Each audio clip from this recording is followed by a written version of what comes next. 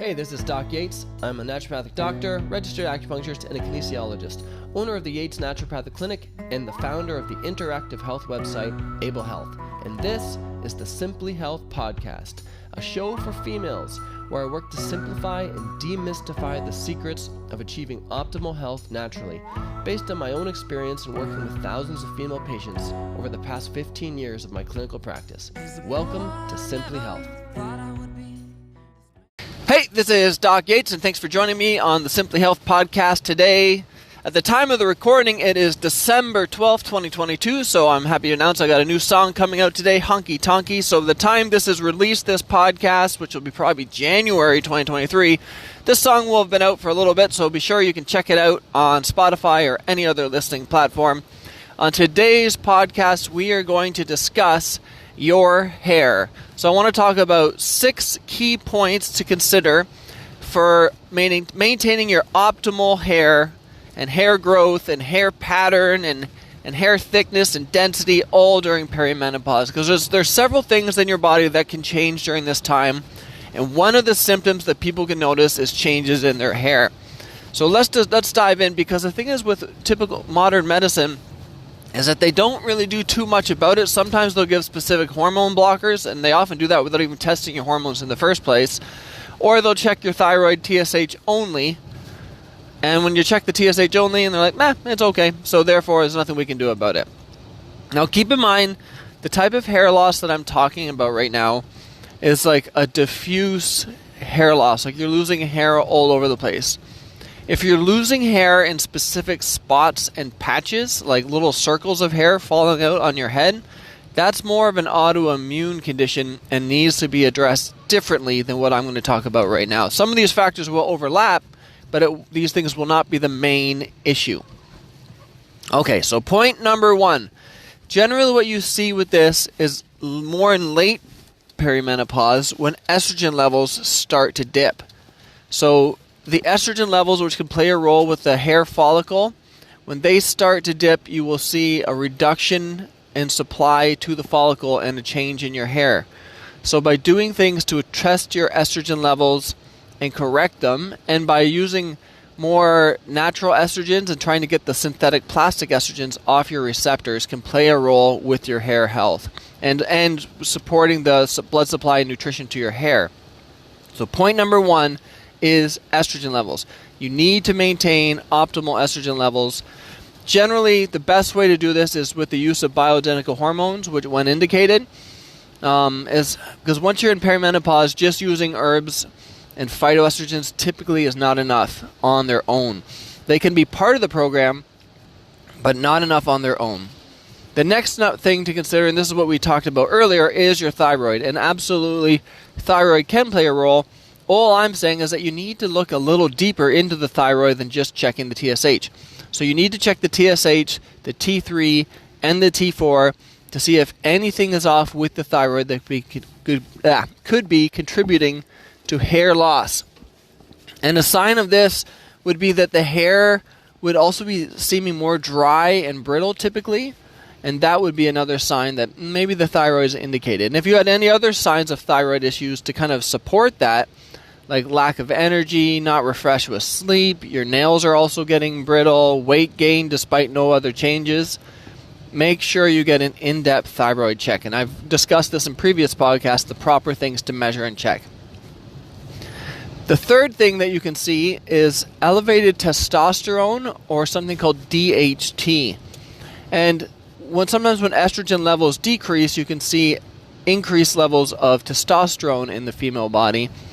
And you can see increased levels of something called DHT. And when this elevates, it can directly affect your hair. It almost would cause like a male pattern thinning in your hair where you see like that widow's peak start to form as it works its way back. So this is just a very simple thing to check if you're getting the thyroid and hormones checked anyways. Just make sure that you request that they check off the testosterone levels and your DHT. So that's DHT. Have them check those out as well, because if those are off, it's something that you can correct and naturally too. So this would be an example where herbs would play a role, and we can discuss those herbs in the next few points. The fourth thing to consider for hair is nutrient levels. And a lot of people start here, and sometimes honestly, sometimes that is enough. So the ones you're probably familiar with would be biotin and collagen. Because when you go to a health food store and you say, I'm having a thing of hair, they can't do any testing. So the first thing they're thinking is, what nutrients could you be deficient in? So it's always good to make sure you get that ruled out. Generally speaking, you can find combination products that have all of them built into one.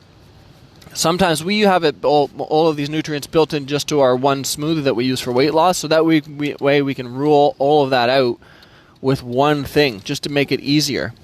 So let's talk about some of these nutrients. Biotin, which is a B vitamin, is very important, and I have seen cases where that was the only thing they had to do. The client started taking biotin, and they noticed a great improvement with their hair and nails. Collagen, which has really been up and coming and seeing a lot of benefits from that. Trace minerals is very important. So rather than just like the standard calcium and magnesium, you want to see if they have some of the other minerals and stuff. Like you'd want to see, let me think of an example, strontium, vanadium, manganese. These are all things that can play an important role with your collagen and hair. Iodine. So that is something that you definitely want to make sure that you can check this. There's ways you can test for iodine. They're pretty debatable, to be honest, in terms of the effectiveness of the test.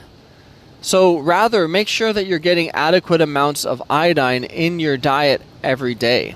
So sometimes, in my opinion, and having done this in practice for a long time, it's more effective to assess the person's diet to see if they're getting these nutrients in, and then give them the nutrients, as opposed to spending a lot of money on a test that's not that accurate, when the answer is going to be give them the nutrients anyways. So I usually, in many cases, will go right to the nutrients, in terms of a treatment, because often with the price of testing these, you can basically give them a year's supply of nutrients in levels that's safe and healthy to take anyways, and usually in a combination product, so it doesn't feel like you're giving them a lot of extra stuff to take. Point number 5, herbal therapies. So there's different benefits to herbal therapies when it comes to your hair. For instance, if DHT and testosterone levels were off, then you can use herbs like nettle root, saw palmetto. Now at the same time, if you're just wondering if testosterone and DHT are in their regular levels, they're not elevated, then you can use different herbs that help support even more nutritional aspect of the hair, and that would be nettle leaf. So you can see nettle is always indicated when it comes to hair. Nettle leaf, and then there's a Chinese herb they use a lot for hair support called he shu wu, and that combination I have found great effect from. Also, you want to consider blood support herbs. So in Chinese medicine, the health of your hair is related to the blood support to your hair. So herbs that support your blood, like dong quai, which is a great blood herb and a great for balancing for female hormones, should be added to that formula too. And you could take the he shu wu, the nettle, the dong quai, and then add trace levels of iodine into it. So all of that's built into one formula for simplicity's sake, that you just take a teaspoon of that once or twice a day. Okay, the last point number 6, is just to check your other status of absorption and digestion. Because if you're not absorbing things and you're not digesting things well, you will lead to deficiencies, and that can affect your skin, hair, and nails. So in this aspect, you want to inquire, as a practitioner, I'm going to inquire about, do you have any digestive issues? More specifically, symptoms that would be suggesting of like loose stool and malabsorption. And then from a testing standpoint, this is very basic testing, but it should not be left out. So your red blood cells, your white blood cells, iron levels, and B12 levels. And when it comes to iron levels and B12, especially when you're in late perimenopause or menopause, if you're seeing a deficiency in iron, but yet you're not having monthly periods, or your monthly periods are very sporadic, so I know you're not losing a lot of iron that way. And if you're consuming iron, but yet your levels of iron and B12 are low, then that tells me you're not absorbing it. And if you're not absorbing iron and B12, which happens in the upper part of your small intestine, chances are there's other nutrients that are harder to test that you're also not absorbing. So I use that not just as a diagnosis specifically for iron and B12, but as kind of a land, like a flag or an indicator that you might not be absorbing other nutrients which are harder to test. So let's review. Estrogen levels, and this could all be done in one test, to be honest. You don't need to go to the lab multiple times. You could go to the lab once, get your estrogen checked, a thyroid panel, testosterone and DHT. You could check your red blood cells, iron and B12. You could wait for those results first. Some of the things you could start right off the bat for hair support. So you could take things like herbal formula with a little bit of iodine into it. And then you could use something as simple. We have a smoothie called Essential Effects, which has all the collagen and other nutrients all built into it. So really, there'd only be one herbal formula and a breakfast smoothie, which I had people use anyways. And then that would cover it. Now, you might be thinking, well, I don't know, maybe this has nothing to do with it. It's probably just genetics. Because you know what? My mom had problems with hair thinning, and my grandma had problems with hair thinning. And I would not disagree that there is a genetic component. But generally speaking, for female hair loss, the genetic component isn't directly your hair. The genetic component could be the way that each of them may have had thyroid issues or hormone imbalances or digestive issues. And because they were not addressed, it led to the symptom of hair loss. So the hair loss could be the symptom, not the main underlying genetic issue. So despite the genetics, you can still dive into this a lot deeper and see a lot of benefit by using these treatments. And I would say when you're treating hair, it's a slow process. Like if you're treating nails and you're often treating them together, you'll see, you wouldn't think this would be the case, but you will see changes in the nails much faster than you will see measurable changes in the hair.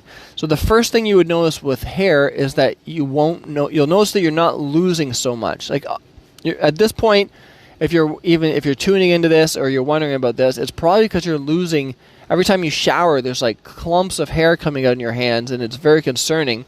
And you know that typically you're losing some hair all the time. There's always some hair in the shower, which is like that's like a main job for plumbers, is getting hair out of the drains because of that reason. But when you're losing hair at a faster rate than what you typically, and faster than it's growing back in, that's the concern. So the first thing you should notice is that you're seeing a reduction in your hair loss. The next thing you would notice, which takes a couple months later, is you'll start to see a regrowth of the little baby hairs and fine hairs, and then eventually you'll notice that your hair starts thickening. So it is a slower process when you're dealing with hair, but it is a process that has to be addressed. But again, the way to notice that things are moving in the right direction is that reduced hair loss. So I hope this was helpful, and this is Doc Yates, all about your hair, tuning out, signing off. Goodbye. Thanks for tuning in to Simply Health. If you want to learn more about health, check out Able Health. If you want to see some of the other projects that I've been working on in health, business, music, and life, please check out the links below.